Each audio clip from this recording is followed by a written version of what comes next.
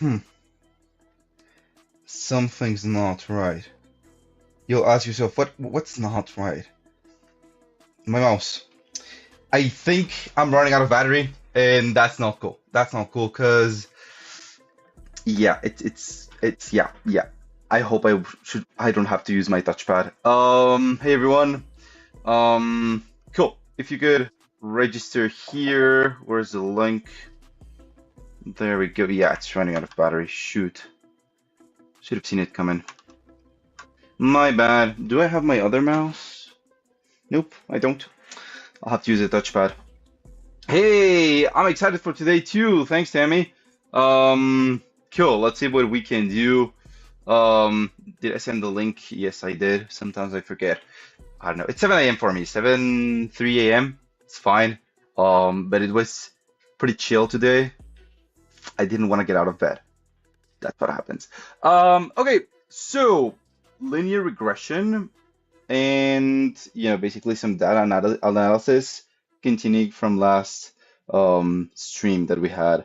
For those who don't know me or are new to this stream, well, my name is Charbel. People call me Bully. You can call me either by name or nickname. I'm a robotics engineer. I work at a startup called Cynthian in Australia, and I also am a streamer and a pod leader at MLH. So yeah, if you ask yourself, what do you do at Cynthian? I work with drones and the cloud and stuff like that. But yeah, it's fun. It's fun. If it works, it's fun. If it doesn't, then it's just not. Cool. Okay, so let's see. Can we do this? Let's add this to the stage. Okay, so let's start. Just let me know if either my voice or the music is very loud. Okay. What?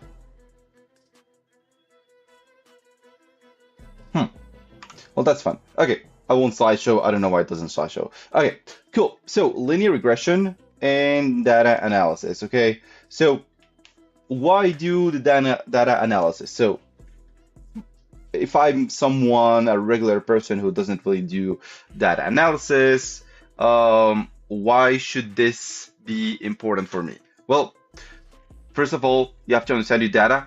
Your data is everything, basically. Could be your morning routine based on the weather.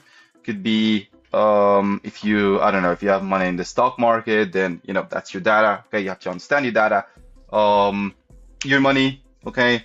Traffic, for example, if you go and I don't know, look on Waze, hey, what's the easiest or the fastest path from point A to B, then that's analyzing data. Okay, if you don't, nah, you have to do it. You do it, you just don't think that it's analyzing data. Okay, for you to make better decisions, for example, choosing the shortest point from A to B, so on and so forth. Okay, for your money, that's how that's why you do data analysis. Okay, clean and prepare data for modeling. Okay, talking specifically about modeling, you have to detect missing values, outliers, and incorrect data. If you don't, it breaks horribly, or the model doesn't perform as you want it to be, and kind of go other ways to correct it, but you won't, because your model's efficiency depends 100% on your data, not on its architecture. Okay, it could be a very basic model with a great data set. It'll perform better if you use a great model with poor data. Okay, that's law. Are you kidding me? Cool. So, for example, remove rows where in this case salary will be equal to 0. We don't care about those rows. Okay.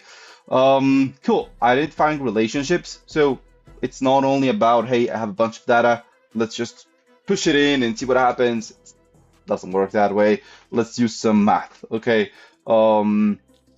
Good thing about programming is that lots of things are already pre-programmed. So we're going to do both. We're going to pre-program and we're going to do things from scratch. Okay, so yeah. And communicate insights. Okay, so always visualize what you are looking at. Okay, so the print of a CSV is not enough. If you do dataset.info is not enough. Okay, I want you to see your data, because if not, then it doesn't make sense. Okay, cool.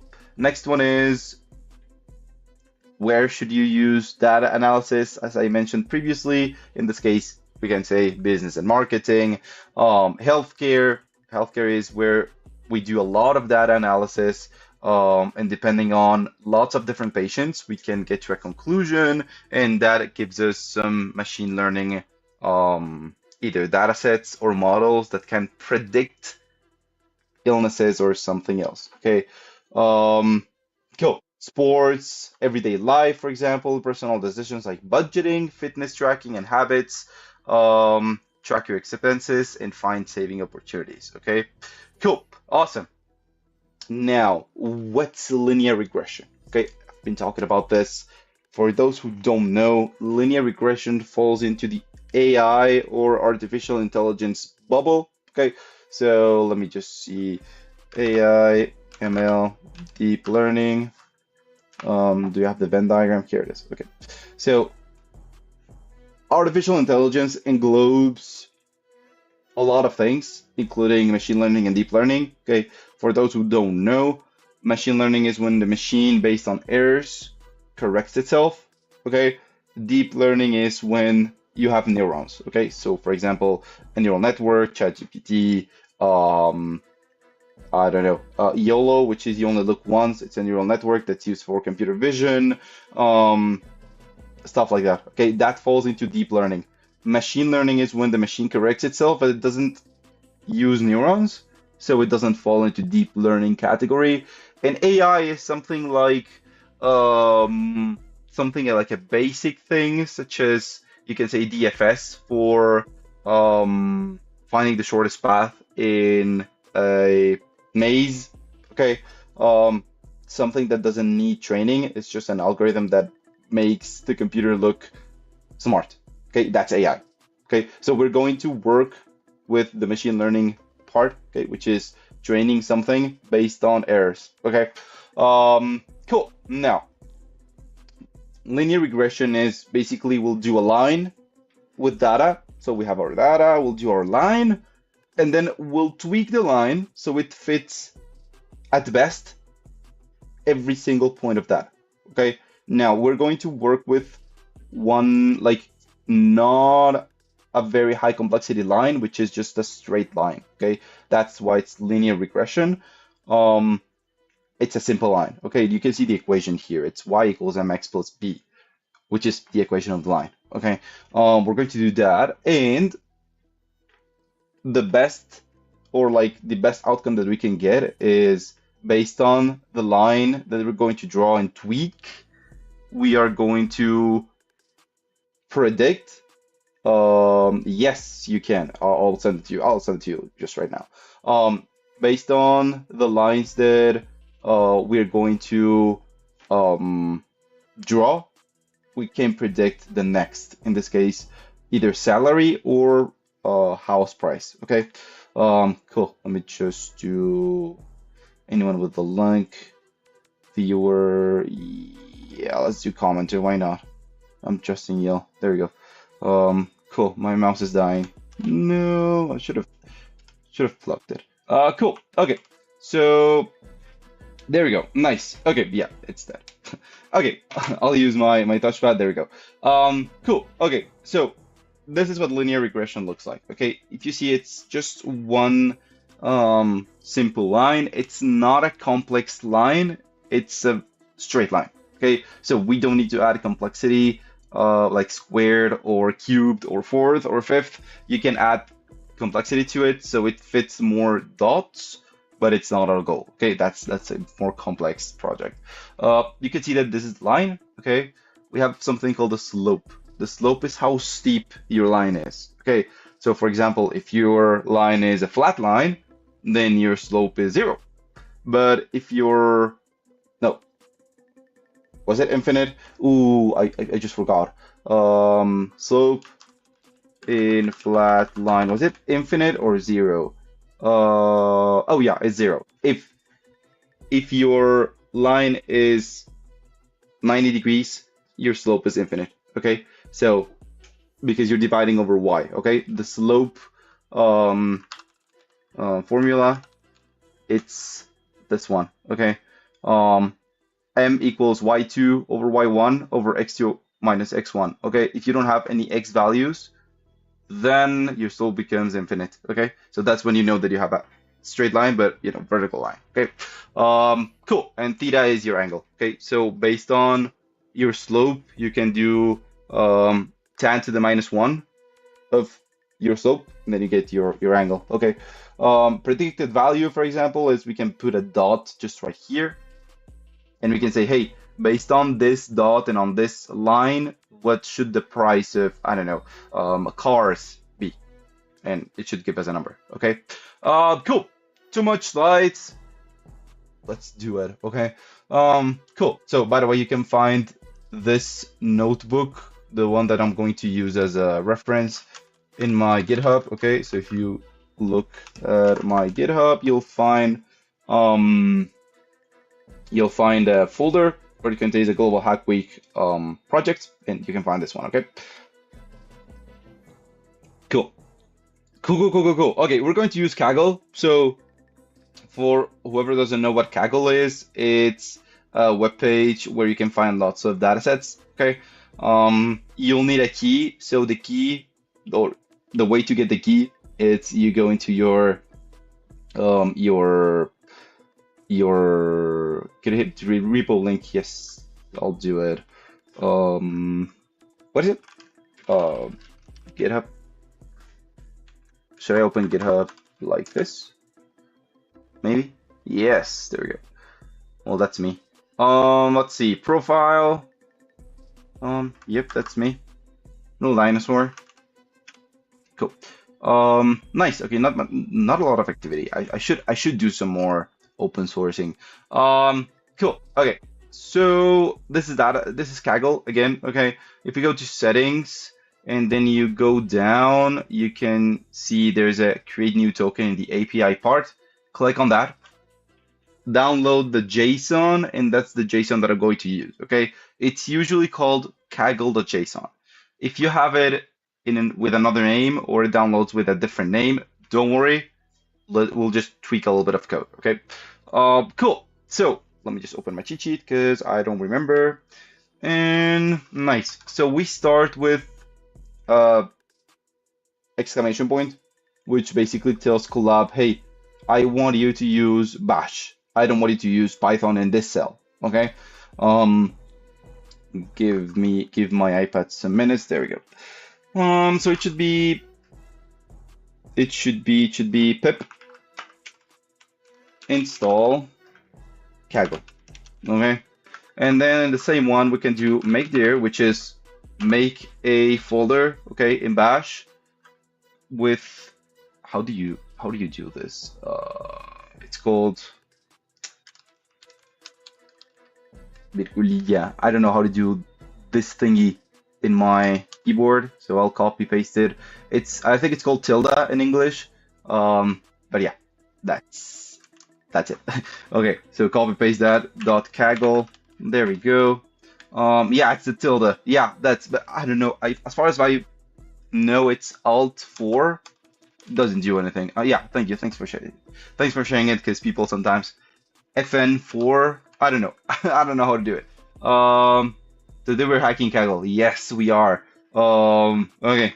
CP, which stands for copy, Kaggle.json. Ooh, I did something. Wait a minute. Because my keyboard changes the light when I do FN a number, and now I only have WASD. Shoot, how would I do this? Well, that's not good. Okay, that's fine. Kaggle.json, and then should I think I should, there we go, that looks better. Kaggle.json, and we'll copy it to this part over here. Okay, so what we're doing is basically the Kaggle.json file that we're going to upload, it's going to be copied to this folder over here. Okay, cool. And The last thing that we're going to do in this cell is chmod. It's for changing the permissions in a file. Okay, 600, and then we do this thing over here, kaggle.json. Okay, we'll run this. The way I run it is Control Enter. You can do either Control Enter or you can press this play here. Okay, I do Control Enter. Oh, my bad. It's going to throw an error. Okay, let it connect. Where's the error? Yep, there we go. And then it says, hey, I cannot find kaggle.json. Yeah, there you go. Cannot start kaggle.json, blah, blah, blah. I forgot. You have to go here in the files. There's a like an upper arrow. Click on this. And then I have my kaggle.json here. There we go. Warning, blah, blah, blah. Yes, no worries. And then play again. Let's see what it does. Okay, that's good. Oh, okay. For me, I'll do this. So it doesn't, because I created Kaggle, and then it's saying, hey, you just created .kaggle, and you're trying to create it again. It doesn't work, okay? In my case, I should have just commented this, and voila. Okay, cool. Okay, so we have Kaggle. Okay, now with our JSON, we can do something like this. Kaggle datasets. Okay, download. Okay, and then careful here. I'll send it. It's actually here. I'll send this here so it's easier to write. And I'll just copy paste it because it's long. Okay, so what we're saying is, hey, Mr. Kaggle, from your dataset, download this dataset over here. Okay, last thing that we're going to do is --unzip, so it unzips it for us. Okay, cool. 3, 2, 1, and let's see what it does. Oh, cool, we got it. Okay, the way you know you got it is you go to your files and you can see you have salary dataset.csv. That's the way to go. Okay, cool. I hope so far so good. Now, if you wonder how do I add cats here, you go to Tools, Settings. I just got tired of cats. Wait a minute. Corgi instead of cats. There we go. Nice. So we'll get to see some corgis pass by. There we go. Cool. Okay. So let's use pandas. Last time we learned how to use pandas. So import pandas SPD. Okay, it's the easiest way to do it. You can do pandas as P or as D or as PA. I don't know, whatever. I'll use PD. People usually use PD. Okay. Cool. Now let's read the CSV. Okay. So let's do salary df equals PD.read CSV, and then love interactivity with pets. Yeah, me too. You can actually do 3 of them. You can do kitty and crab at the same time, and it's just a lot of, you know, pets basically passing by. But yeah, cool. There's a crab, and there's a dog, and there's a weird red-looking dog. Okay, cool. Now we go here. You go to the CSV, click on the 3 dots, and copy path, and then paste it in your string. There we go. And then, yeah, that's it. Okay. Now let's see how this looks. Okay. So check the CSV, or actually the DF. Okay, for data frame. Okay. It looks like a corgi. Yeah, it looks like a weird. That looks like a, I don't know, a dead cat. I don't know. It's like a something that I wouldn't like to see at night. But yeah, and that looks better. Okay. Just because of those wide eyes, I don't know. That's not good. But yeah, okay. Check the DF. Salary DF, and you can do dot head. Okay, dot head gives us the 5 first lines. Okay, let's see it. Okay, interesting. We got years of experience in salary. Okay, we can see that it's what we were promised here. We can go to Kaggle, check this data set over here, and then years experience and salary. There's a problem though. This, okay? This means the data set's giving us the index, saying, hey, I'll do it easy for you. I'll give you the index of every single one of your data. The thing is, Pandas does it for you. So now we have double zeros, double ones, double twos, double threes. And that's not good. If you want to fit a model, this won't work because, you know, that's nothing important. Okay. Cool. So how to get rid of that? It's actually called unnamed. How do I get rid of that? So it's easy with Pandas. Pandas has your back. Okay. Let's recreate salary df. Okay. Salary df equals pd read csv, and then paste the path that we had. But now we say, hey, don't take yourself, or like don't take time creating an index. We know that the index column is the first one, meaning I don't want you to create this index. Take the first column as index. Okay. Let's see if it actually works. Okay. Salary df dot head. Let's take a look. Oh, well, that's good. Okay. Now we don't have to deal with the unnamed column. So every time you get an unnamed column, it's basically this user or all the user telling you, hey, I'll do life easy for you. I'll give you the index. Sometimes it doesn't work for us. So you have to tell Pandas, hey, don't do the index thing for me. I'll do it for you. Okay. That's actually the way to do it. Okay. Cool. So let's go now. Let's check the data. Okay. Before we start working and creating new, models and training them and checking their outputs and all of that, let's actually see if what we're working with is correct. Because if it's not, then it doesn't make sense. Your model is going to do nothing, basically. Okay. First of all, we can do salary df.info. Okay.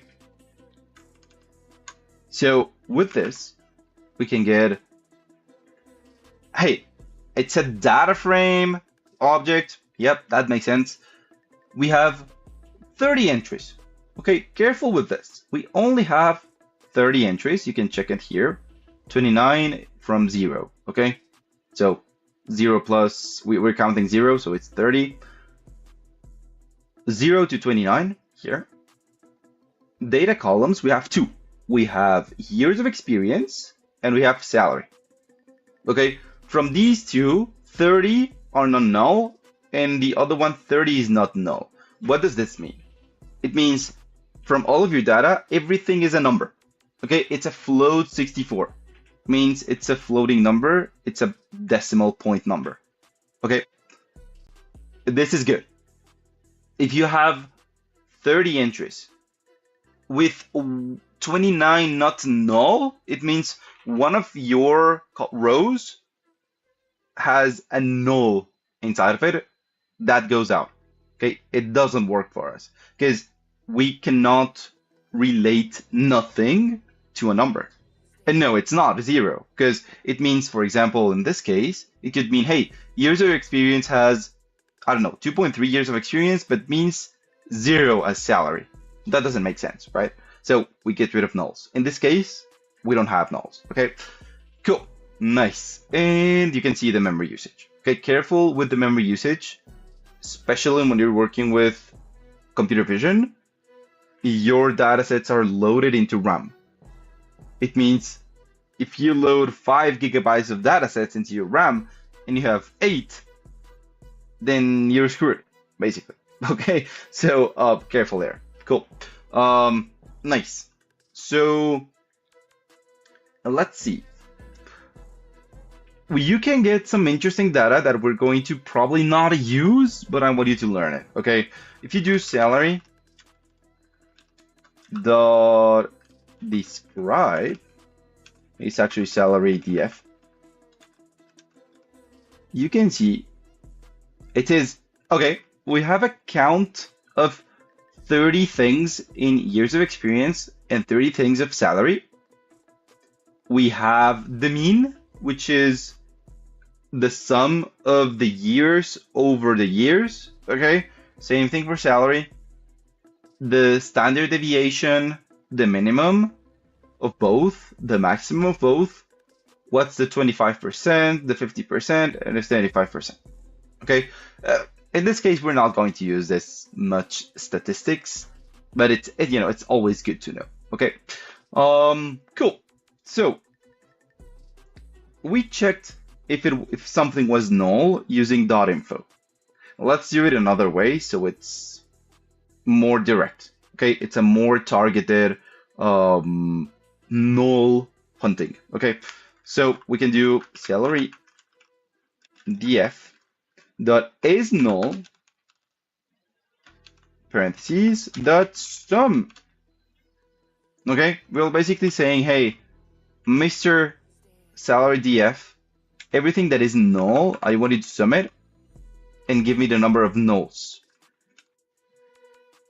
0 and 0. Okay, that's good. And see, it actually gives you it in a beautiful way. Okay, it's the years of experience, we have 0 nulls. Salary, we have 0 nulls. Okay, good so far. Okay, really, really good so far. We can work with this. Okay, cool. Now, so far so good.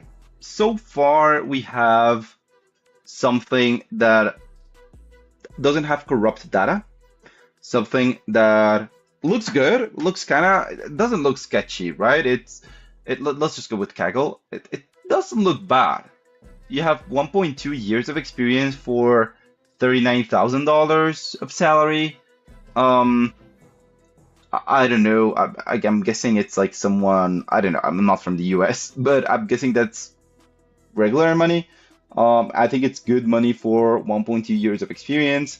If you go to 10 years of experience, it's $121,000. So yeah, again, I'm not sure what the actual numbers are, but these look seemingly good because I see an increment. Okay, you can see interesting decrements from 3.1 to 3.3, for example. Instead of 60,000, it's 54,000. Sketchy, maybe. I don't know. We have to read more about this. Okay. In this case, we'll just play with it, and it's 30 entries, so it's fine. But always check your data if it makes sense. Okay. But that's a visual sense. Like, it makes sense visually to you. You just see it, and you say, hey, yeah, it kind of makes sense. We'll go with it. Let's do it more in a more fancy way. Okay, cool. There's something called correlation. Okay, correlation means is A related to B, yes or no?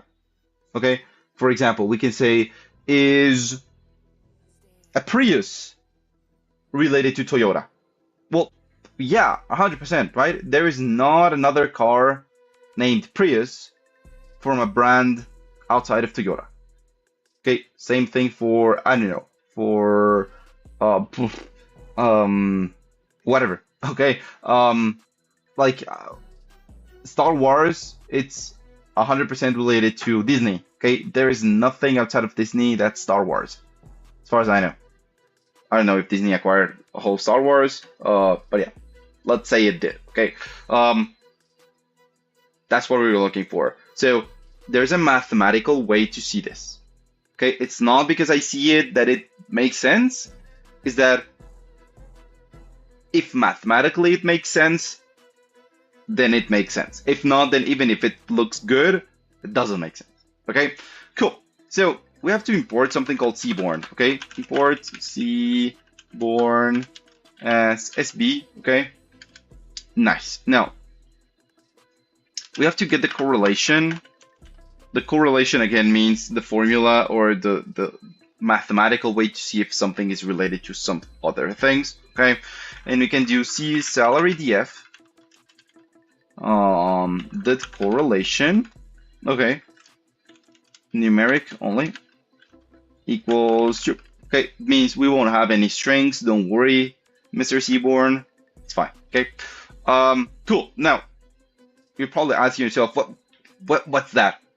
Like, okay, yes, it works. What's that? No problemo. We'll get to see that later. Okay, we'll get to do it basically from scratch. Okay, cool. We do PLT, which is for matplotlib, which when you import Seaborn, you import matplotlib. PLT.figure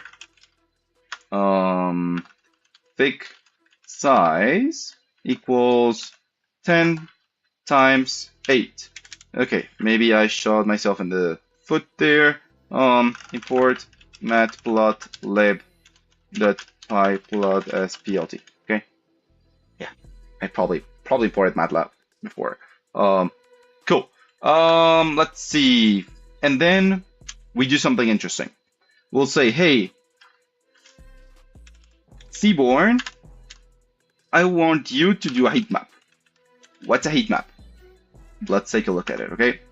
Open your parentheses. Inside of here, you'll do correlation, which is a correlation thingy that we got here, okay? Now we can do anot, which is for annotation equals true. My bad, don't forget your commas. FMT is for format numbers, and we'll go into 2 decimals, okay? So FMT equals 0.2f. Okay, we don't want very large decimals, doesn't make sense. Okay, don't forget your commas. There we go. CMAP stands for the color map, and we want something from cool to warm. Okay, just because it looks good. Okay, cool. And C bar, which is show the color bar, which we'll get to see in a second. Let's do true. Okay, cool. Now, outside of your parentheses, you can do PLT, the title. Always add a title. Okay, I know, even if it's for a personal project, your data must be beautiful. Okay, you never know if you go back to that code. You never know if you're going to show that code to someone else. That's a new project that you're going to build a startup from. I don't know. I just want that your data looks good. Okay, so correlation heat map. By the way, for everyone joining, I see some newcomers. Hey, if you look into my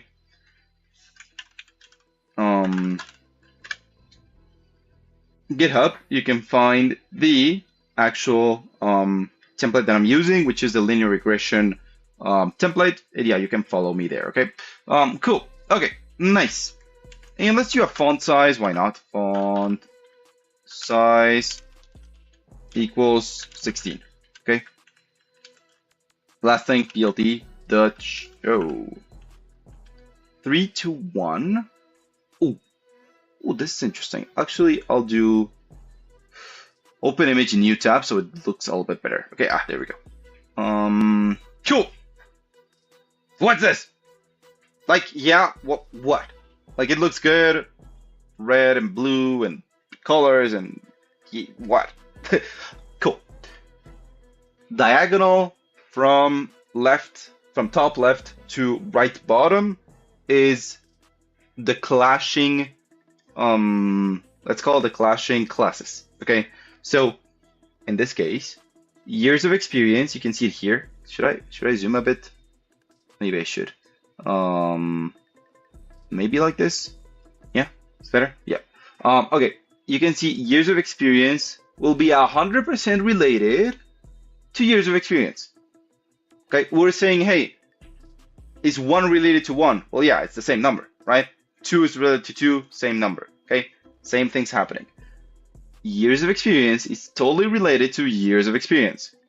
Okay, but years of experience is 98% related to salary. Okay, it means, hey, both of these two classes are actually related. You can see there's a pattern in between them. So it's 0.98, which is 98%. Good. If it's something like 70%, worry.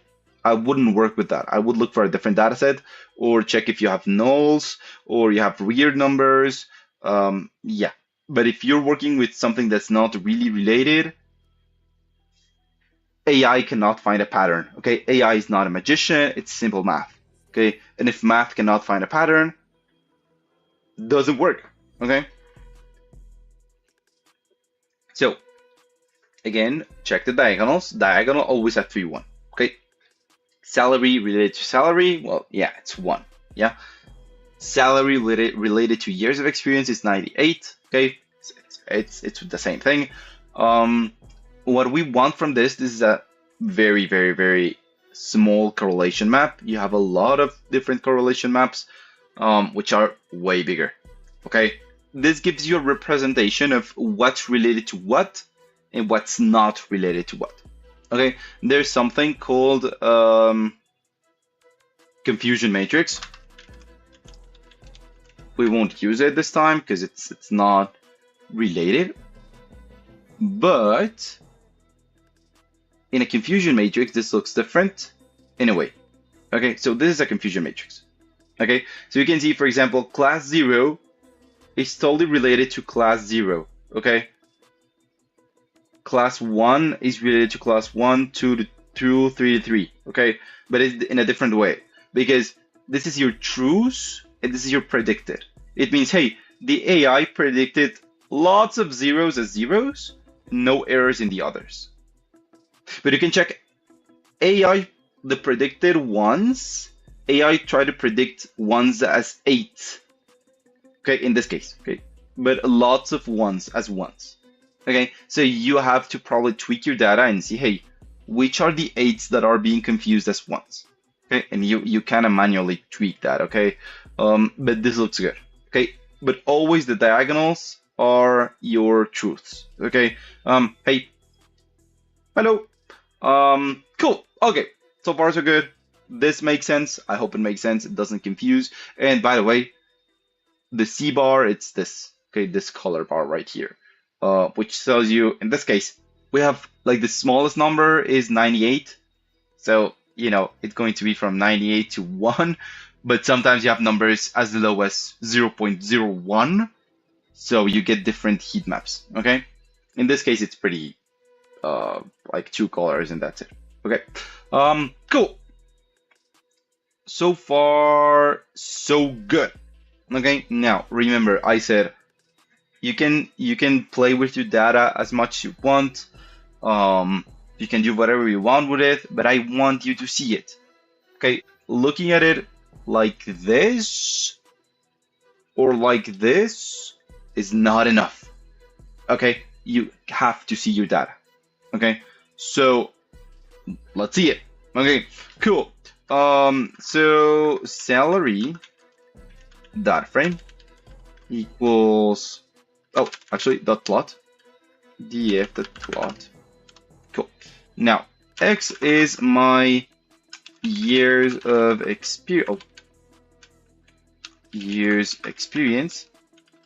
So why like this? Like, why not years of experience? Because we're saying, hey, I want you to plot this column right here. And what's the name? Years experience, like as it is. Okay. Cool. And y, your y value, is going to be salary. Okay. Kind, it's going to be bar. Okay, it's a bar. That's it. Good. It looks good.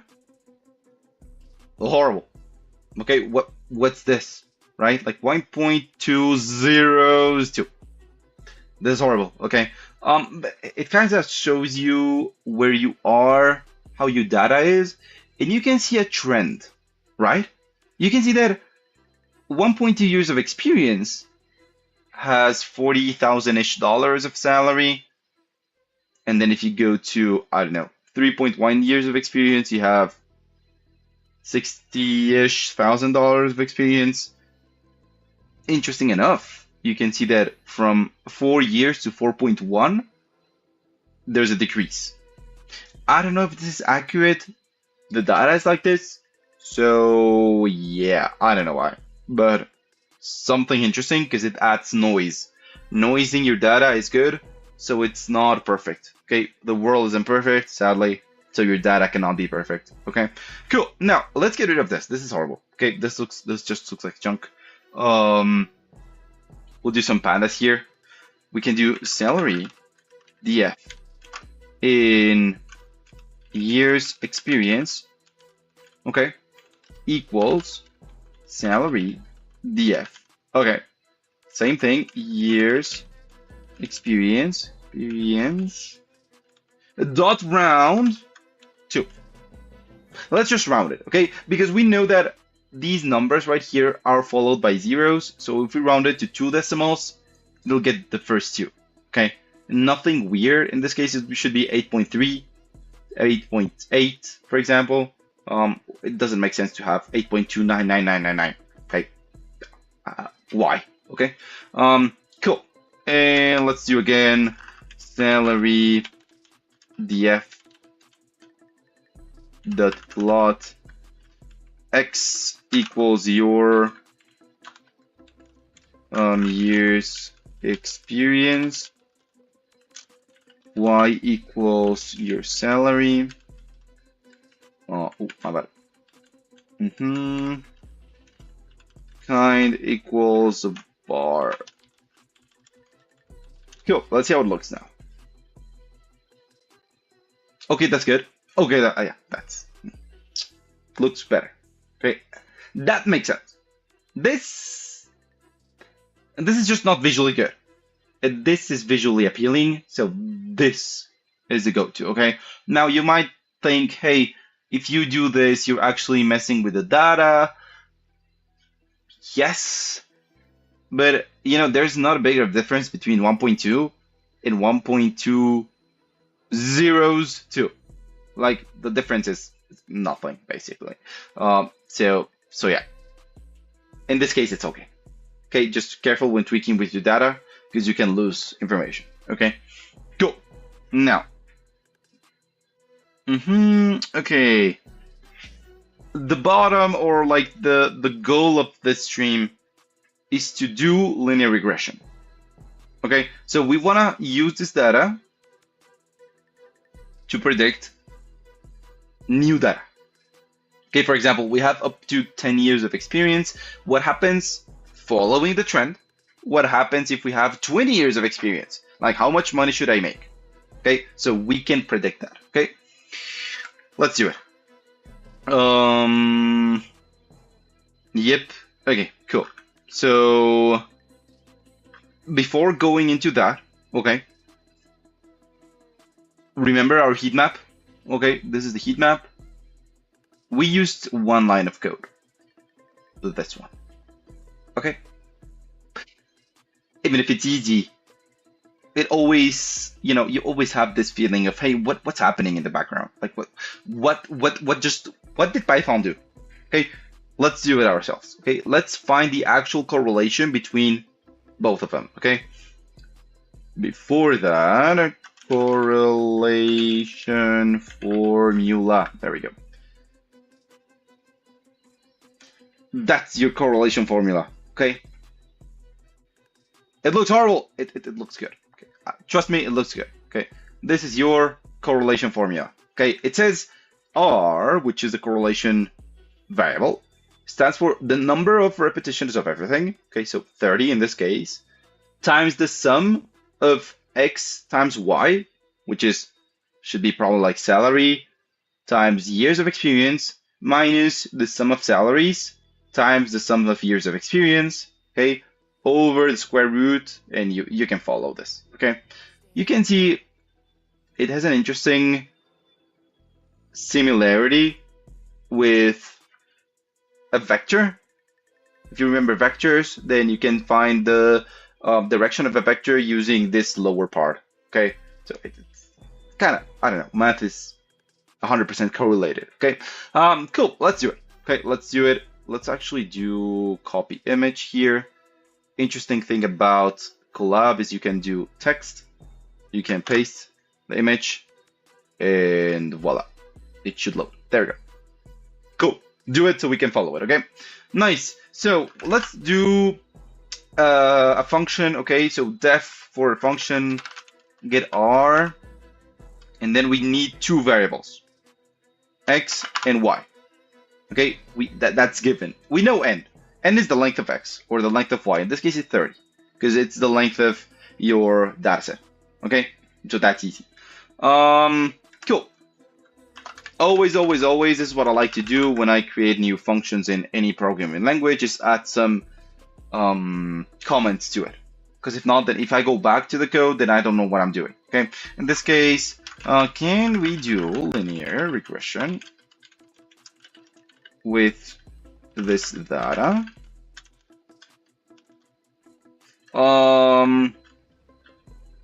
We do the correlation coefficient, knowing, okay, careful here, knowing that -1 and 1 are 100% related. Okay, so if we get a value of -1 or 1 is good. Okay, it means we are in the spectrum of 100%. The closer we are to 0, the least related our data is. And that's not good. Okay, math won't be able to do anything magic. Okay, it's not a magical thing, it's a math thing. So careful here. Okay, cool. So we need n, right? So n is the length of salary df. Okay, it means how many data do you have. Okay, how much data, I'm sorry, not how many data, how much data. There we go. Cool. So when you are faced with formulas like this that look very difficult to apply to code, always divide them into numerator and denominator, so it's easier to do the math later. Okay, so numerator equals, we do, so let's take a look at it.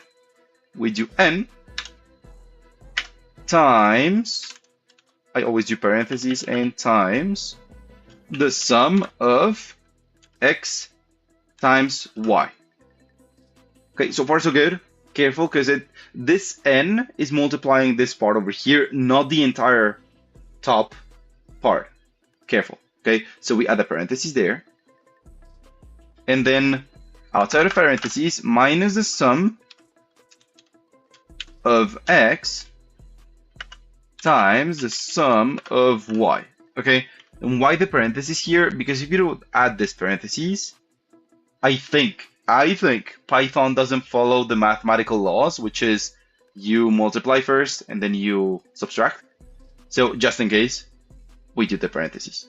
Okay, and these two sums are these two sums over here. Okay, so far so good. Nice. That's the easy one. Let's go with the long one. Okay, denominator equals, create parentheses. Okay, always add parentheses and spaces so it's easier for you to understand what's happening. We have, let's start with this part over here. Okay, so this part is n times the sum of x squared. There you go. Yep, double thingy here to multiply in Python is to the power of, in this case, 2. Okay, nice. And then we do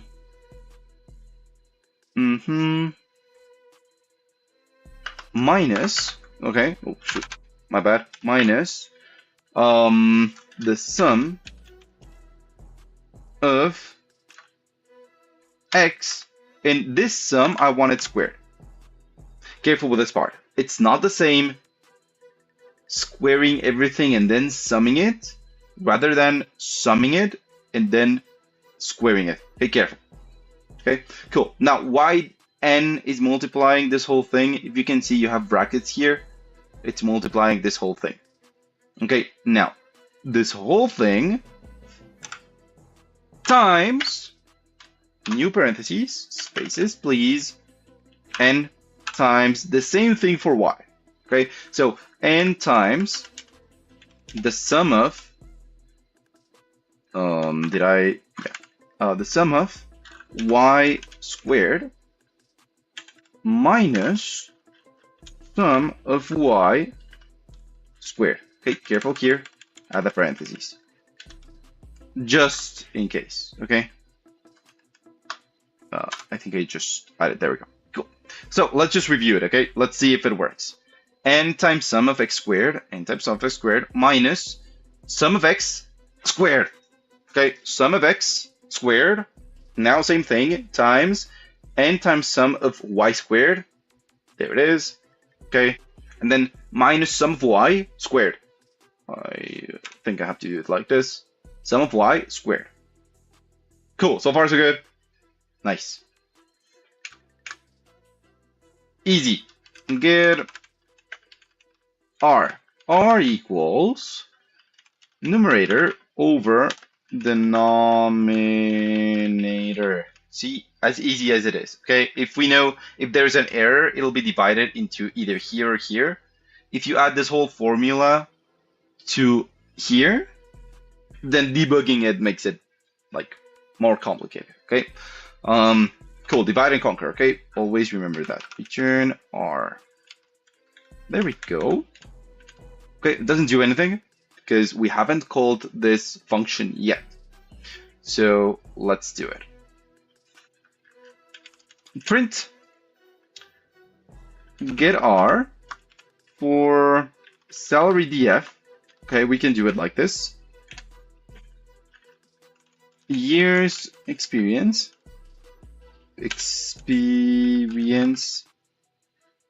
And then y is salary df in salary. Ready? 3, 2, 1. Well, that's not good. We have an error. Get R. Yes. Okay, we have an error. Wait a minute. It should have outputted 0.98. So let's debug together. I think it has to be. I got it. No, I don't got it. Oh yeah, maybe I got it. If I add like this, maybe. It's a parentheses problem. Yeah, no, it's not. It's a denominator one. Okay, let me see. N times sum squared minus sum of x squared. Yeah. N times sum of y squared. Oh, got it. I think I got it. I think it's here. Minus some. Oh, wait a minute. Oh, no. We just forgot the square root. So the whole thing, 0.5. Okay. So remember, square root is basically to the power of a half. Square root of cube. So squared cubed of root. How do you call this in English? SQRT 3. Okay. So this. Okay, this thing over here should be 1/3. Okay, so your complexity should be n to the power of 1/3. If it would be a 4 here, it's n to the power of 1/4, so on. Okay, normal square root, it's to the power of 0.5 or 1/2. Okay, my bad, I forgot. Okay, I hope that my parentheses didn't. Yeah, there you go. Cool, awesome, we got it. So you can see that it's 0.97% related.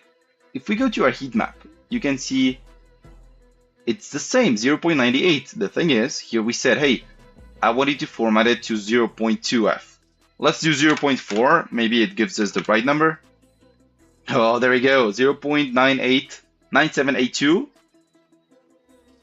0.9782. See, same formula should output the same result. Okay. That's your correlation coefficient formula. So whenever you want to see if A is related to B, then do this. Do the correlation formula, check if it relates. If it relates, you're good to go. If it doesn't, get out of there. Okay, cool. Awesome. So, cool. Don't believe me? Let's do it with random numbers and see what happens, okay? So import random, okay? Import numpy as np, okay? And then let's do dummy x. So for dummy data, okay, equals random.sample. Okay, I wanna ask random, hey, Mr. Random, give me from range 1 to, oh, my bad, 1 to 101.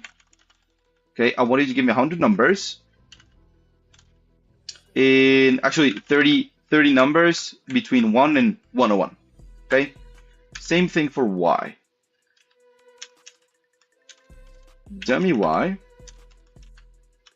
equals random.sample, same thing, range from, in this case, 101 to 201. Okay, just I don't want any related data. So for example, in a perfect world, we would get the same numbers. We won't. I hope we don't. So in this case, we want 30 as well. Okay. So let's see dummy x and let's see dummy y. Okay. Cool. This is dummy x. Okay. And this is dummy y actually. Is it? I think it is. Yeah, it is, because it's from 101 to 201, and you can see dummy y, dummy x. It's this. See, it's just 30 random numbers from 1 to 101. Okay. Now, not related. They're just random, not related numbers. Let's see if math tells us, hey, this doesn't make sense between both of them. Okay. Cool. Print. Let's do get r.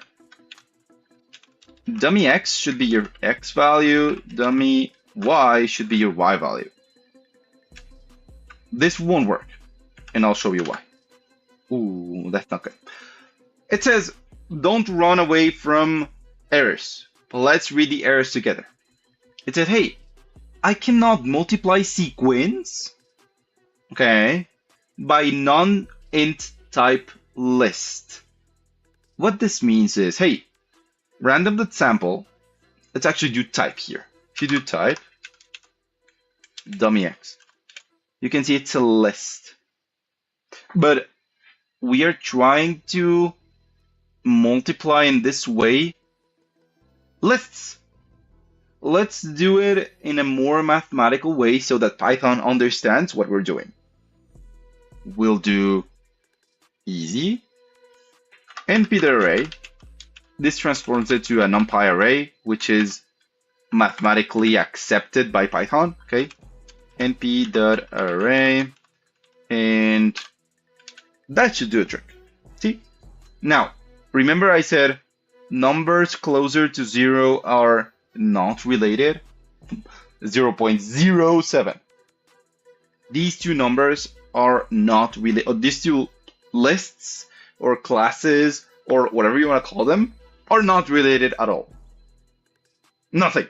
0.07. Now, if you have this data set, you got it from Kaggle, and it says relation is 0.07, and your formula is correct, don't use it.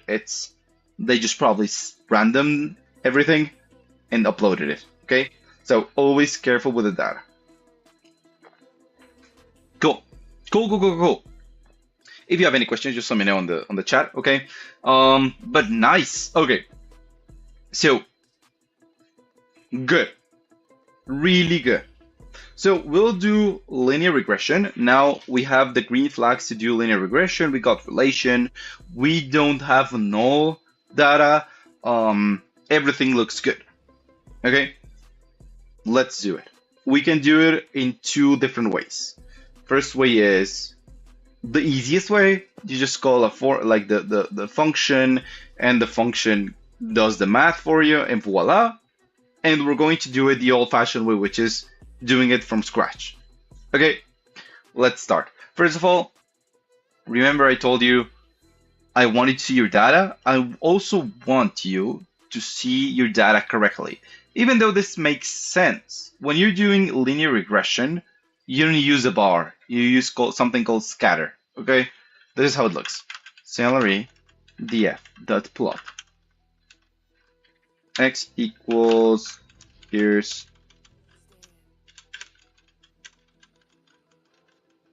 experience, and the y should equal salary, and kind equals scatter. There we go. Ah, what? It's years experience. What? Scatter is not valid kind for plot line bar. What? Huh? Why is it not? Salary df. Did I change something? This should work.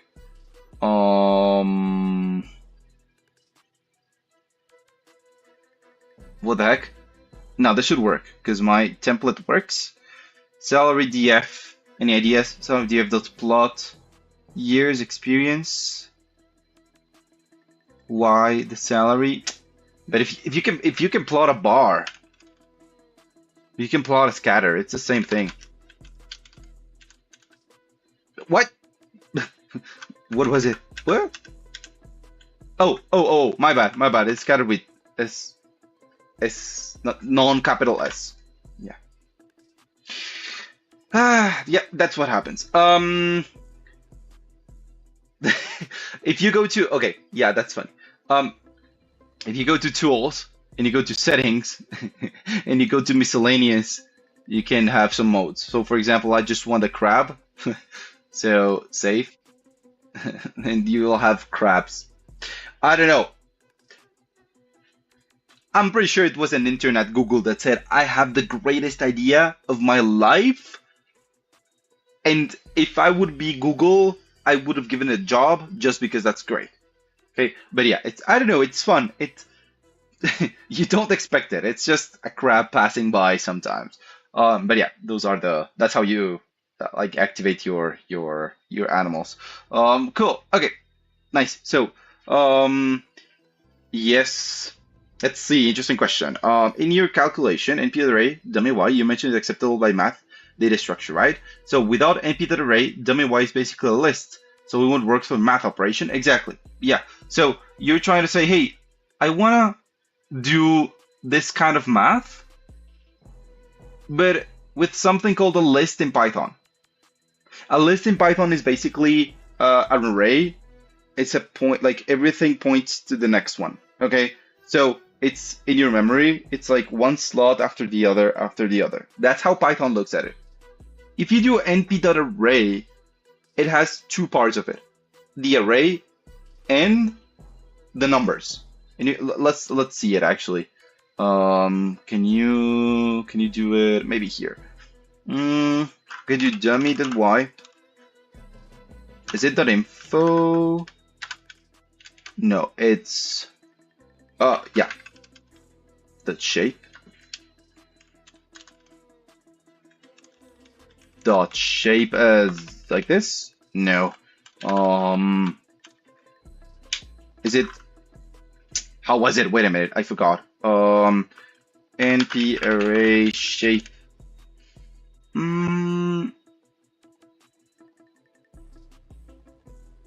What?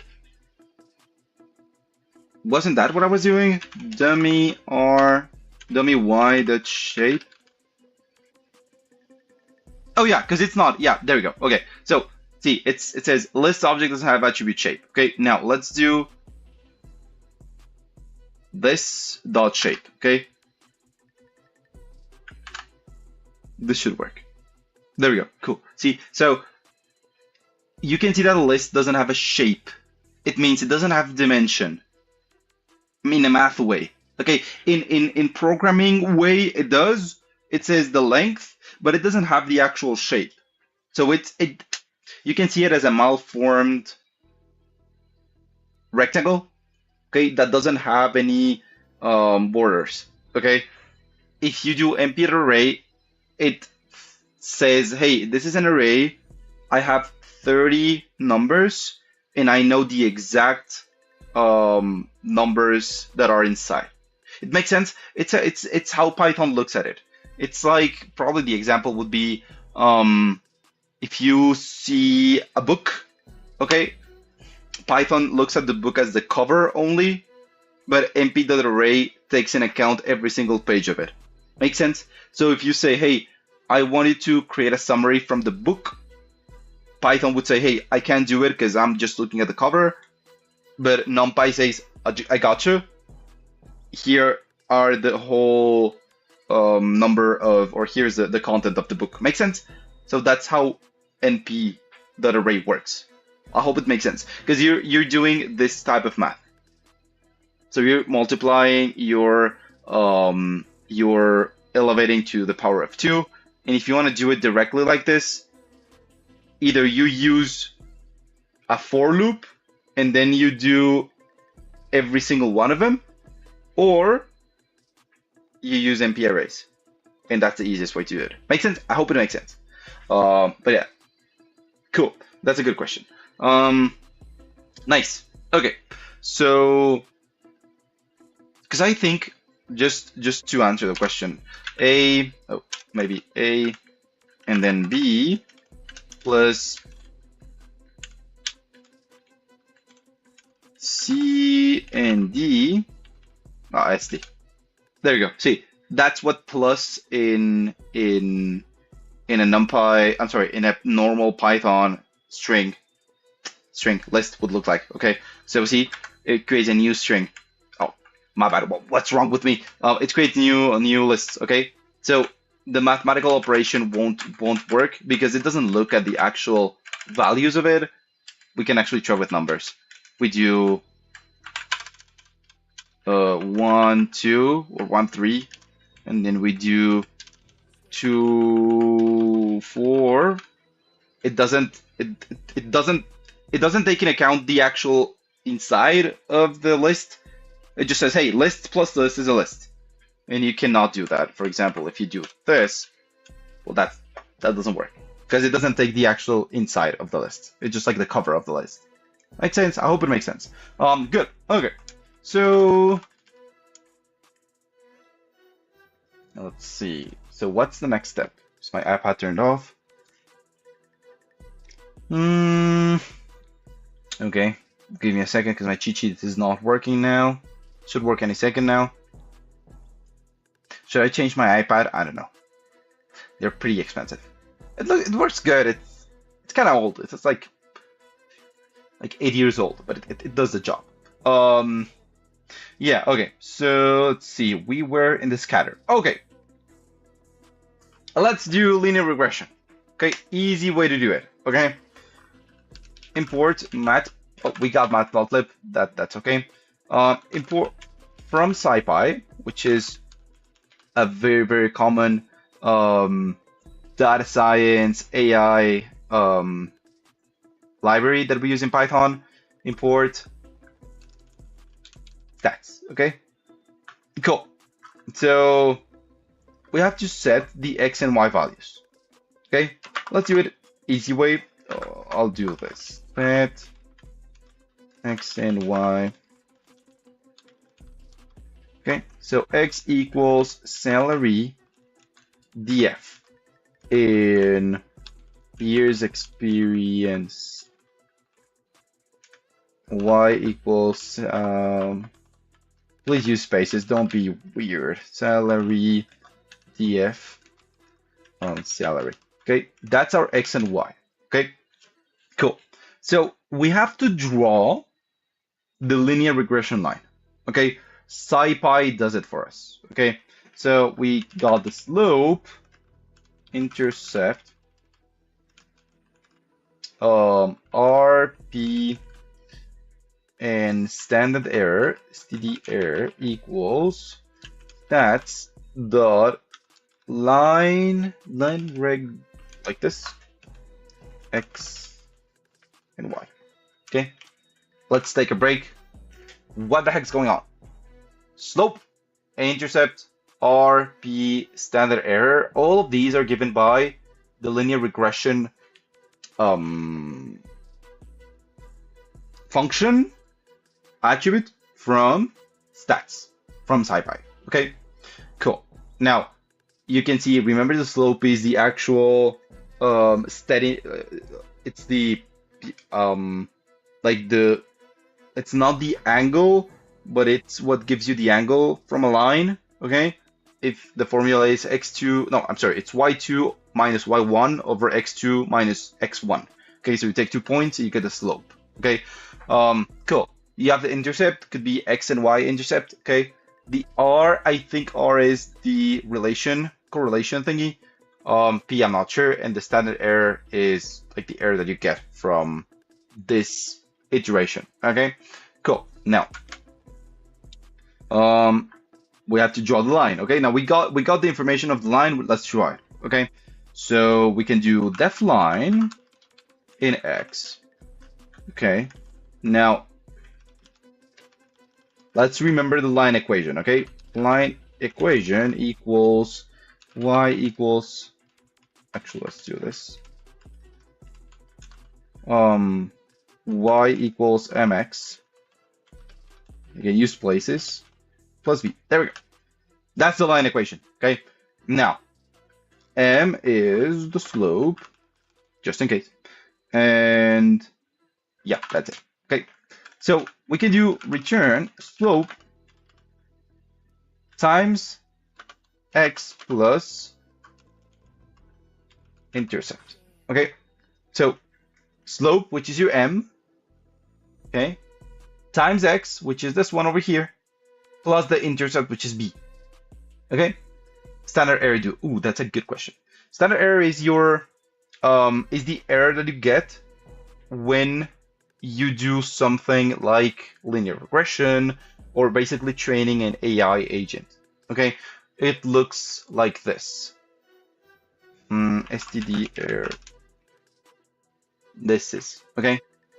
So it basically says, let's get the, oh, there it is actually.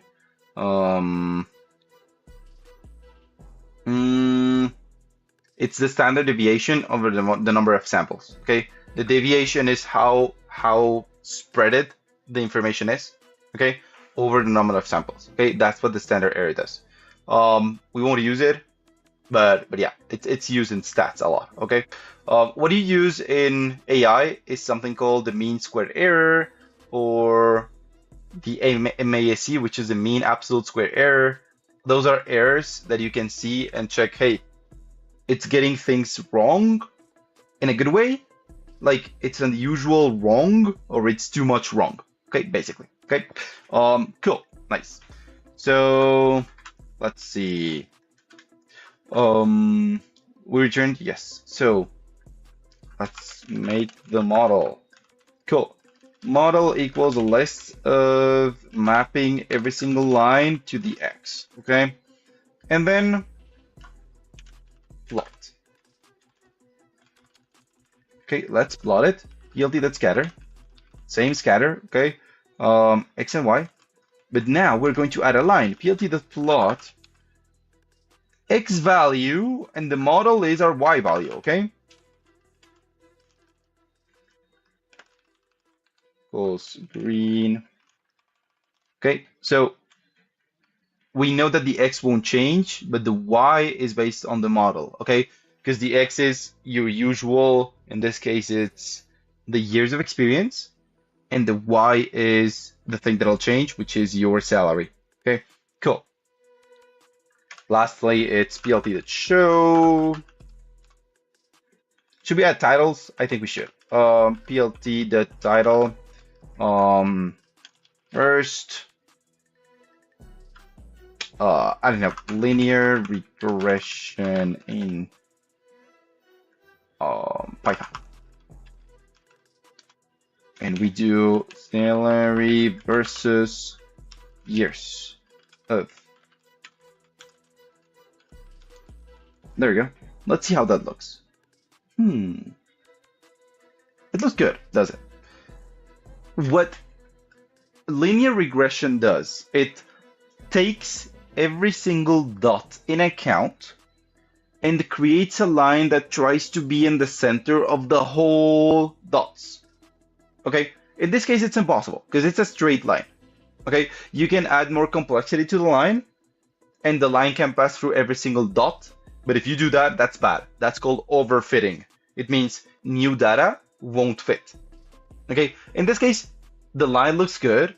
It's passing in between the dots, which is visually the center of, let's see, this whole cylinder, if you want to call it that way. And we can predict new data based on this line. Okay, so for example, we can follow the trend of the line going here, here, here, here, here. Then we can say, hey, what about data from here? Like, how does that should look like? So let's do that. Let's do that. So let's see, I don't know. Predict X. Oh, my bad. I controlled enter. There equals, I don't know, a number of years of experience. I don't know. What about 5.8 years of experience? Okay. Predicted equals the line. Okay. So following that line with a new X, give me predict X. Okay. So we're going to draw a new line with this. Okay. So do the same thing. Plot. plt.scatter, it's X and Y, so plt.plot. What's wrong with my typing? There we go. Plot, X, same model. There we go. And then we can do predict the value. Okay, so plt.scatter again, it's 1 point that we're going to add. Predict X, which is our X value. Predicted is our Y value. Let's do it red so it kind of stands out. Okay, plt.x label years of experience, plt.y label, it's the salary. Okay, and then plt.show. Ready? Oh, check that out. Okay, so in 5.8 years of experience, which is somewhat like right here, we have a dot. That dot happens to fall here. Is it coincidence? Not really. Every single dot that you'll try to predict will fall under your, like, just in the middle of your line. Okay, that's the prediction. Okay, it means, okay, I'm following a trend based on lots of information that, in this case, for example, if I get, I don't know, let's do 1 year of experience. So instead of 5.8, it would be 1. Then if you follow the line, it actually passes through the middle. Okay, let's do, I don't know, let's do 9 years of experience. Okay, there it is. Okay, it falls just in the middle of the line. But let's see if we have something interesting. So we have 9.1 years of experience. Okay, so 9.1 should probably be this dot over here. Okay, because this is 9. This is probably 9.1. So let's see how 9.1 looks like. Should it be like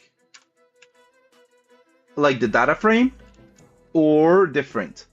And you can see that even if it's the same year, it falls just in the middle of the line. It means this line is saying, hey, I am the ground truth. The other points were just meant for me to learn. Okay, but it doesn't mean that the same numbers or the same years of experience should be in the same spots as they were before.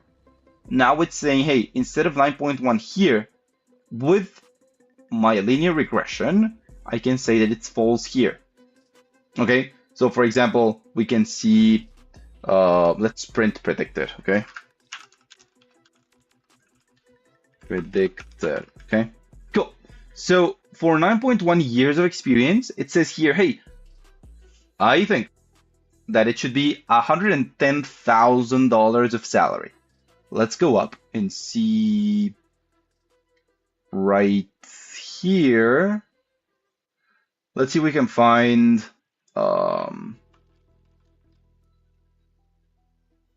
okay, careful here. I won't do this because I will rewrite the salary.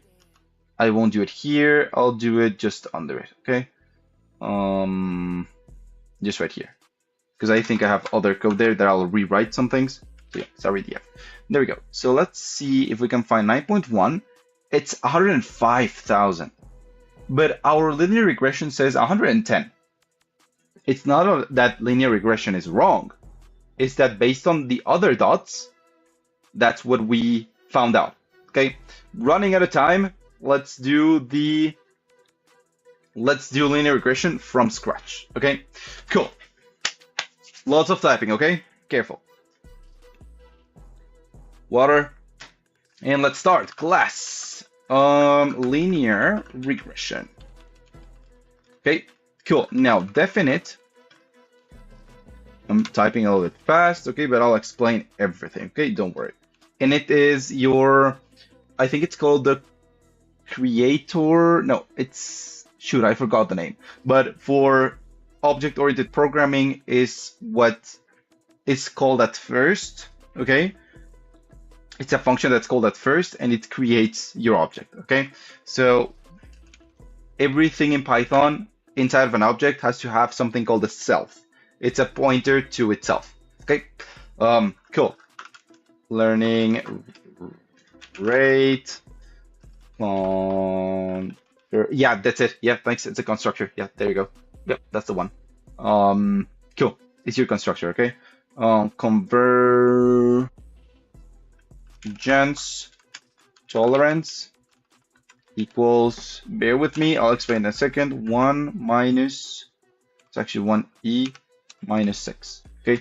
1e minus 6 means 0 point followed by 6 zeros and then 1. I'm sorry, 5 zeros and then 1, okay? So this should be this, okay? Basically. Cool. Now, what is the learning rate? The learning rate is the size of steps in change. It means how much can it change during each iteration. Okay, so when it learns, it starts going down, like the error goes down. The thing is, if we change very fast, the error will never converge. It means it will never find a place where it suits mathematically. Okay, it'll always go either too much up or too much down, and it never goes in the middle. Okay, so that's the learning rate. And convergence tolerance, it's the minimum change cost between iteration. Okay, it means if it starts to stopping learning, then stop. Okay, it's not learning anymore, and that's like the tolerance that we have. Okay, cool, nice. So let's do it a little bit fast. Self the learning equals learning rate. Okay, why do this? Because if not, you cannot access your attributes in another function. Okay, self that convergence tolerance equals convergence convergence tolerance. There we go. Self the W. What's W? W is the weights. Okay, none for now. We don't have any weights. Self dot B, which is the bias, equals none. Okay, weights are the numbers that will be tweaked to form a line. In this case, I think weights are I think it's 2 because of the line. If you have a line of power of 5, then it's 5 weights. Okay, cool. And bias is a number. It's actually the here it says it's when here it is. It's the intercept. Okay, it's when the line intercepts the x value. Okay, so for example, in this case, should be like right here. Okay, cool. A lot of math, I know. Bear with me. Bear with me. Okay, cool. 30 minutes. Let's do it. Def init params. Everything will be clear right now. Params, and then self, and then n features. Okay, the amount of features that we want. Let's follow this. Init the model params with number of features. Okay. Weights and biases have to be random. Never, ever, ever, ever they have to be related. If they're related, then you won't get any good outcome from your model. Okay, it could be a linear regression or it could be your neural network. Okay, because neural networks always use weights and biases. Okay, cool. So get random weights normalize. Always try to normalize your numbers. Means between 0 and 1, so it's easier for the computer. Okay, cool. Self.w equals b dot random numbers random. There you go. And features times 0.1. Okay, it means I want you to be from 0 to 1, because if you get numbers like 10, 15, it won't be that good. Okay. Cool, nice. And usually random gives you a number. I think it's between 0 and 10. So 0 and 10 times 0.1. At most you get a 1. Okay, good. And the bias, we'll set it to 0 for now. The b equals 0. Okay, cool. Now, cool. Def forward propagation. It means we're going to try to predict with a very random line, and based on that, we're going to get the errors. And from the errors, we're going to tweak the line, and then do that again, tweak it more, do that again, tweak it more, all the way up to having a good line. Okay, cool. Forward propagation.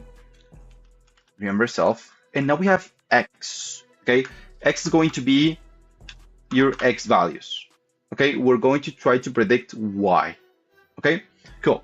So let's do it like this. Forward prop for linear regression. I'm sorry, I'm typing like this. Using the of the line. Oh, my bad. Of the line. My God, what a horrible typing. Return. Okay, I'll explain in a second. np.dot should be x and self.w plus self.b. Who's testing? That's not me, okay? I'm not testing. I think it's whoever's going after me. But yeah, cool. Okay, so what's happening? Okay, so remember the equation of the line is y equals mx. Y equals mx times plus b, sorry. So this is your equation of the line, okay? This one right here. This one, okay? So based on this, we can see that we are multiplying the slope times x plus the bias. Slope, okay, times x plus the bias. Okay, that's basically it. Now, why np.dot? Because your self.w is not a number. You can see we init it as some random matrix or random, it's not a matrix, it's a list of features. Okay, cool. Now, if your features would be higher dimension, it would be a matrix, but it's just a 2D in this case. Okay, so it's a list. Okay, cool. Now, def compute cost. Now, why would we need the cost? The cost tells us, hey, it's too bad, we have to tweak, basically. Okay, so self and predictions. Okay, so we actually can see, I think it was Tammy who asked. In this case, we're going to use the mean, which one? The mean square error. Okay, so compute the MSE, which is the mean square error. Okay, so we do it like this: m equals the length of prediction, then cost equals np.sum, np. Square, which is this what was it? Square root. My bad. My brain's just not braining now. Minus. Oh, it's my bad. Again, I'm just getting nervous. Time is running out. Predictions. Minus self.y. Okay. Yep, that's how we get the error. Get rid of these two over 2 times m. Okay, it means I want you to get the square of this over 2 times m, which is your length of predictions. Okay, that's your mean square error. Okay, good. Now, next one is, now we got the cost. Basically, we say, hey, it was too errory, it was too bad. Let's do something about it. Okay, so back propagation, self predictions. Okay, and here we're going to do something called the back prop. Forward propagation is saying, hey, I want you to predict X. And back propagation says, hey, we got the error, let's see how bad we did. And then, based on that bad, we will tweak the weights. Again, weights are the slope of your line for it to say, hey, I want it to be in a different position. Okay, I want it to point that way, or a little bit down or up. Okay, that's what it's doing. Okay, cool. So let's do compute the let's do gradients. Okay, gradients is the W basically. Okay, m equals the length of predictions. Okay, cool. And then self.dw. Now, what's dw? It's, we are downgrading the complexity of w. Okay, so we are basically taking w, or in an easier way to explain it, what we're doing is taking w and say, hey, I want you to, how's this called? It's not integration, it's deviate w and check the raw values, and from there tweak. Okay, it sounds bad. Let's see it. dw equals, it's actually dw equals np dot. Okay, predictions minus self.y. Self dot. Do we have self.y? Wait a minute. Doesn't sound like it. No, I think I'm going to do it later. Okay. Cool. So we're summing. No, we are multiplying the predictions minus self.y to get the error, and then that multiplying it by x over m. Okay. So that's our difference. And then self.w, I'm sorry, self.db, which is the difference in b, or the deviation in b, it's np.sum. Okay. My bad, predictions minus self.y. over m. If you see, we don't take into account x in this bar, okay? Because we know x is 0. Okay, so it doesn't make sense to take it in account. Why? Because b is your intercept in x. Okay, cool. Now, def, we have to fit the model. Okay, so we fit it with self x, y, epochs, which are iterations. Okay, epochs, plot cost equals true. There we go. Cool. We're getting there. We're getting there. I promise. There we go. So fit the model. Oh, come on, model with the training data. Let's train. Okay. Cool. Self-did x equals x. Self-did y equals y. Why declaring them here like this?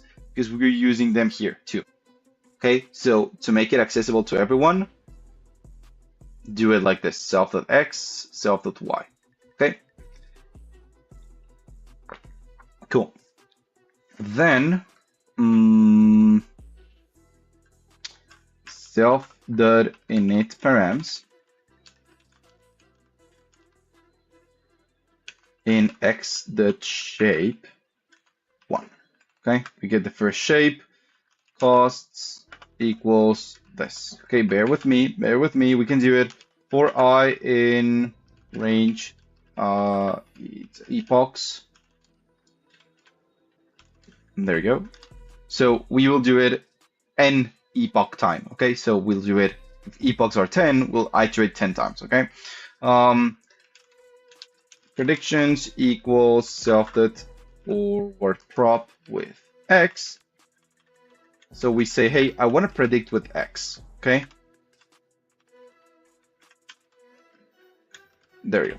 And now we get the cost of that prediction. We say, hey, how bad was the error?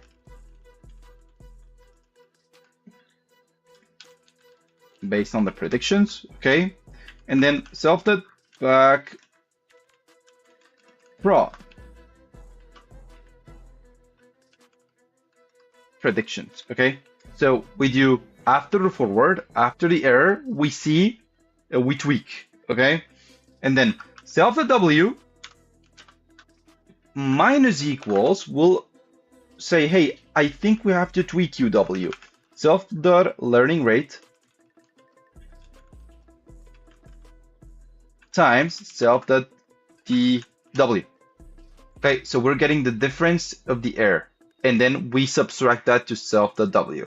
If this part over here is negative, of course, this will be a positive thing. Okay, cool. Now, self.b equals, minus equals self.learning rate times self.db. Okay, same thing. We're saying we take learning steps times db. So probably the error in b was, I don't know, 0.1. And the learning weight was 0.01. That's multiplied, and that's a mini step that we take in a tweaking b. So we change the line little by little. If you change it very fast, like if learning weight was 10, and we'll get to see that, learning rate was 10, it'll never get to a good number. It'll be either going like this, and then like this, and never stopping, okay? Because it's just too high, okay? Cool. Now, we'll see that in action, okay? Costs that append cost, okay? Cool. Now, if I, which is the iteration, is in the hundreds, this means, hey, if I divide I over 100 and it doesn't give me a residue, then I want to see what's happening. Okay, if we do it each iteration, it's just too much output and it doesn't make sense. Okay, predictions equals self.forward drop. Okay, x. No, my bad. I'm just typing something. Print. Let's do an f print, and we do epoch. I love the word epoch. I, and then cost is cost. We have to see cost going down. If we see cost going up, down, up, down, up, down, the learning rate is really, really high. We have to tweak it. If cost takes too much time to go down, the learning rate is too small. We have to tweak it. Okay. The magic thing about this is you have to find the best learning rate. Okay. Cool. Now, oh, my bad. Cool. Now, if I is over 0 and the absolute cost minus 1, which is the last cost minus costs minus 2, I'll explain in a second, is less than self dot convergence tolerance. So we say, hey, from the last two costs, if this is smaller than the convergence tolerance, it means it's not learning anymore. We stop. Okay, print add an f converged after I epochs. It means I'm not learning anymore. Out. If not, then you're just using resources for nothing. Okay. Break. Okay. Cool. Now, last things. If plot cost, then PLT the plot. Range length of costs, and then costs. PLT the title. Cost versus epoch. So we want to see how the cost goes down after some epochs. Okay. PLT.x label. Epochs. Come on, we can do it. How much time? 15 minutes. We can do it. PLT.y label cost. Okay. And PLT.show.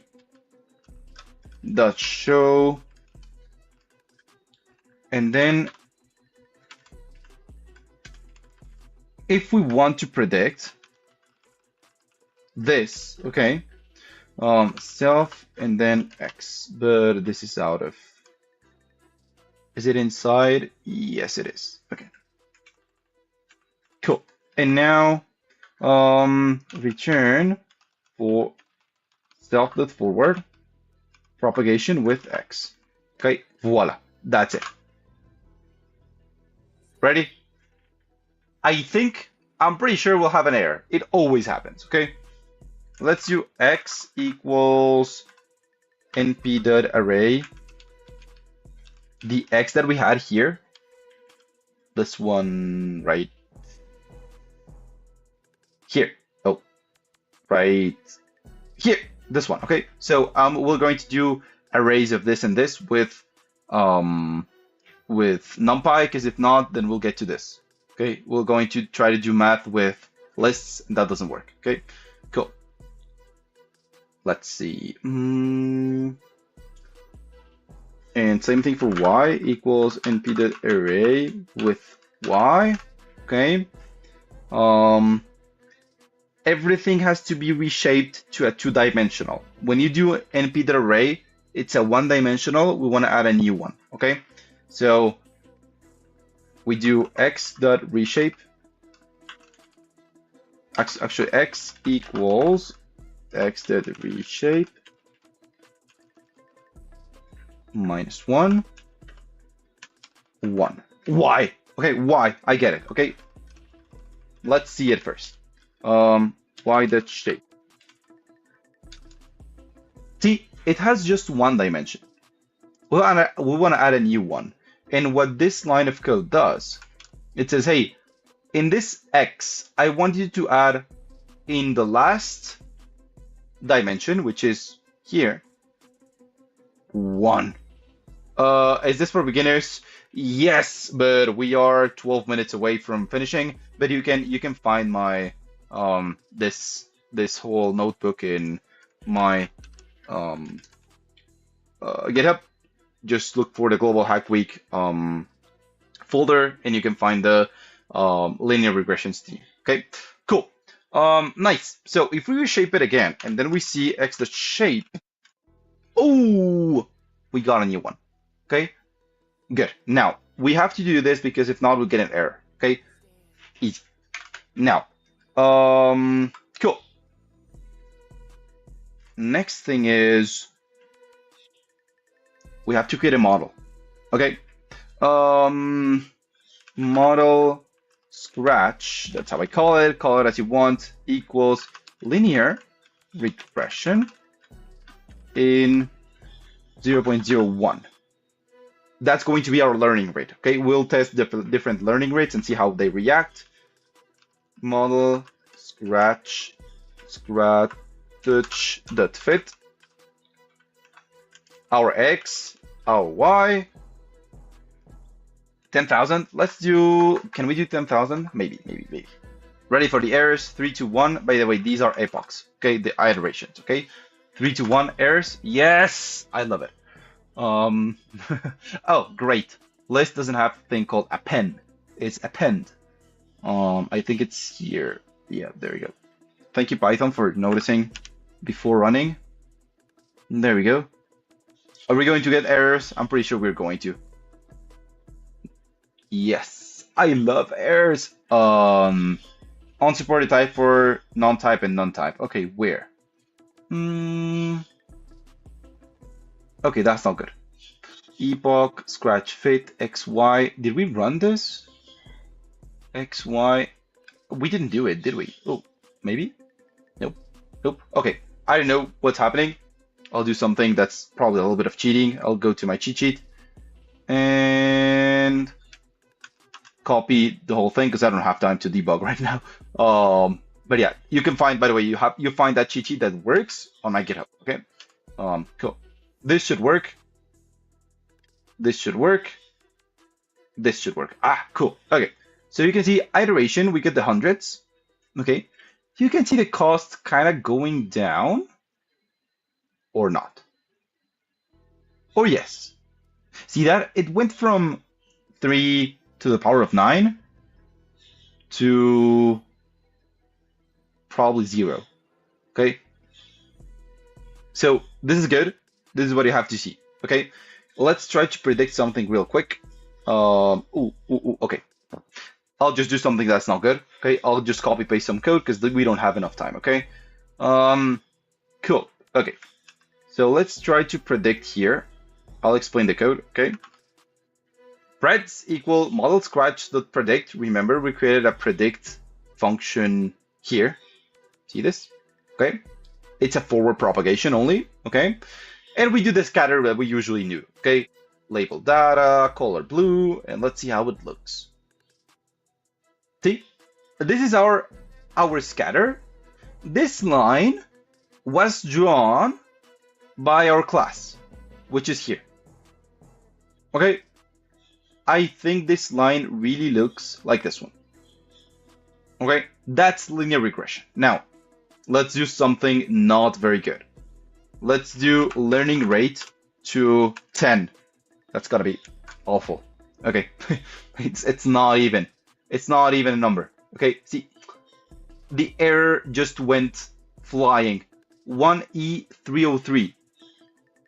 So that's 1 followed by 302 zeros. Okay, let me try to post it. It's something like, wait, I got it. That, like 3 times. I don't know if if YouTube allows me to post this. I did it on Twitch. There we go. Yeah. Not even YouTube. YouTube says, hey, this is the, yeah, this is just horrible. That's what YouTube says. Cool. See, horrible error. Okay. And now, let's try to see how it looks. We don't even have a line. Like, this line just doesn't exist. Okay. So, careful with your learning rate. Okay. Learning rate has to be, even 1 is too much. It's just too much. It's the jumps that we do are horrible. Okay. We have to do 0.1, and even that's too much. Yeah, no, that's too much. You can see, yeah, that's horrible. Okay. That's horrible, horrible, horrible. What we did, what was it? 0.03. That's interesting. Yeah. So careful with your learning rate and in everything. Okay. With your neural networks, with your regressions, with all that. Careful with your learning rate. Okay. How was it? I think we did 0.01. Yeah. So 0.01. If we do it too small, it takes time. Okay, it does it, but it takes time. See, we have to do more iterations. So it's a compute cost efficiency thing that you have to see. Okay, but it kind of does the job. If you see, the line should be good. Okay, nice, awesome. I think that was it. Do you have something else? I'm not sure. Let me double check. Nope, that was it. Yeah, cool, nice. That's linear regression from scratch with me. If you have questions, just post it on the Discord. Okay. Last thing that I want to ask from you is if you could please give me feedback. Okay. So feedback makes us streamers do better streams. Okay. Let me see how this looks. Okay. So if you go to the feedback that I sent, you can see there's the MLH page. Click on continue. Type of select an option. It should be linear regression. This one right here. Okay. And then you just rate with the stars. Okay. Cool. I think that was it. Any questions in 4 minutes? All good. I hope everything's good. Yes. Interesting. Yes. Thank you. Super cool to see the object-oriented approach. I just use procedural functional style. It's fine. I think if you do OOP, it's easier to use. You don't have to call functions outside of your, let's call it like your encapsulated class. So at least for me, I do prefer doing classes, but procedural works as fine. Okay, but yeah, thanks Tammy for sticking with me, and yeah, I hope that you learn a lot. And everyone who's watching, thank you for watching. And yeah, I guess who's going to present right now? So remove this. That's me. Okay, so where is the sheets? There we go, it's here. So we have the next stream, which is yep, it's Rosendo's stream, build unblockable web automations. Okay, starting just in 4 minutes. So yep, go with Rosendo. Rosendo is really good. And actually I have today's last stream, which is 7 p.m. EST. Statistics with MATLAB. Okay, so I hope to see you there. So thank you so much for joining. And yeah, again, just don't forget to give me some feedback. And if you have any questions, just pick me on the Discord at Wooly. I should be there. Okay. Cool. Thank you all. I'll see you later today, hopefully. And good luck with Rosendo. Bye bye.